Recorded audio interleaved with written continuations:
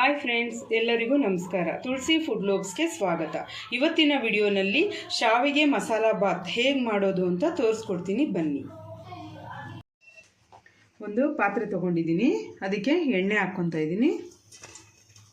ಎಣ್ಣೆ ಕಾದ್ಮೇಲೆ ಚಕ್ಕೆ ಪೀಸ್ ಹಾಕ್ತಾಯಿದ್ದೀನಿ, ಒಂದು ಏಲಕ್ಕಿ ಹಾಕ್ತಾಯಿದ್ದೀನಿ,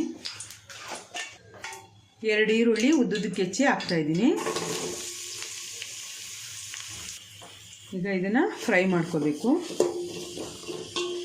ಒಂದು ಮಿಕ್ಸಿ ಜಾರ್ ತೊಗೊಂಡಿದ್ದೀನಿ, ಒಂದು 4 ಲವಂಗ ಹಾಕ್ತಾಯಿದ್ದೀನಿ, 6 ಹಸಿಮೆಣಸಿನ್ಕಾಯಿ ಹಾಕ್ತಾಯಿದ್ದೀನಿ,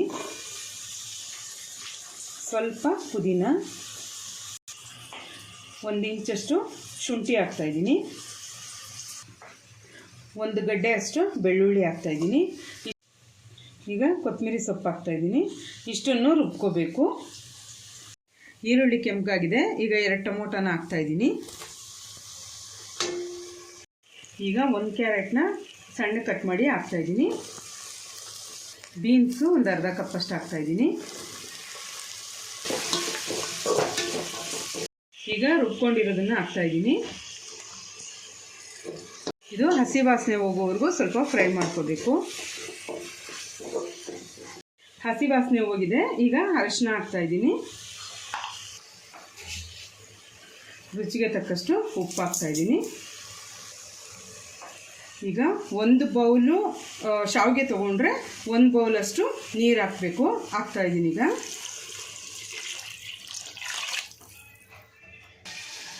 ಒಂದು 1/4 ಭಾಗದಷ್ಟು ನಿಂಬೆಹಣ್ಣನ್ನು ಹಿಂಡ್ತಾಯಿದ್ದೀನಿ.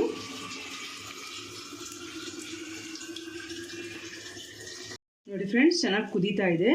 ಈಗ ಶಾವಿಗೆನ 1 ಬೌಲಷ್ಟು ಹಾಕ್ತಾಯಿದ್ದೀನಿ.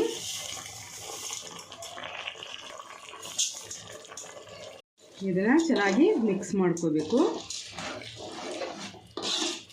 ನೋಡಿ ಫ್ರೆಂಡ್ಸ್, ಎಲ್ಲ ಮಿಕ್ಸ್ ಆದಮೇಲೆ ಈ ಥರ ಸ್ವಲ್ಪ ಕುದಿಯೋಕ್ಕೆ ಶುರು ಆಗುತ್ತೆ. ಸ್ವಲ್ಪ ಜಾಸ್ತಿ ಕುದೀತಾ ಇದ್ದಂಗೆ ಸ್ಟವ್ ಆಫ್ ಮಾಡಿ ತಟ್ಟೆ ಮುಚ್ಚಿ ಇಟ್ಬಿಡಬೇಕು. ನೋಡಿ ಫ್ರೆಂಡ್ಸ್, ಈಗ ತಟ್ಟೆ ತೆಗಿತಾ ಇದ್ದೀನಿ.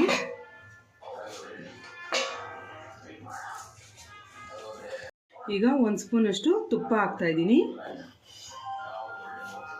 ಈಗ ಇದನ್ನು ಮೆತ್ತಗೆ ಮಿಕ್ಸ್ ಮಾಡ್ಕೋಬೇಕು.